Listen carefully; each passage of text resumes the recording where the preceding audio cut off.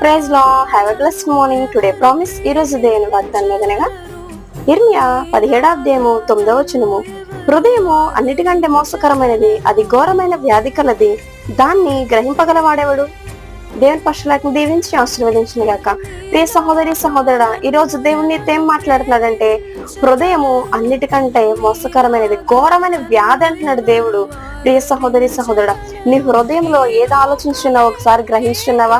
ఒకవేళ నీ హృదయము తప్పుడు ఆలోచన నిమిత్తం నడిపించున్నప్పుడు నీ హృదయంతో చెప్పగలుగుతున్నావా? ప్రియ సహోదరి సహోదరా, ఈ క్షణంలో నువ్వు నిరీక్షణించి నీ హృదయంతో ఒక మాట సెలవిచ్చినప్పుడు, నా దేవుడు నమ్మదగిన వాడు, సర్వశక్తిమంతుడు, నా దేవుడు కార్యమును చేయగల దేవుడు అనేసి నీ హృదయంతో పోరాడినప్పుడు నీవు గెలిచదవు. ప్రియ సహోదరి సహోదరుడా, అదే రీతిగా అన్నా కూడా దేవుని అందు నిరీక్షణించి పట్టుదలతో ప్రార్థన చేసినప్పుడు అన్న కూడా బహుమానం పొందుకుంది. ప్రియ సహోదరి సహోదరుడా,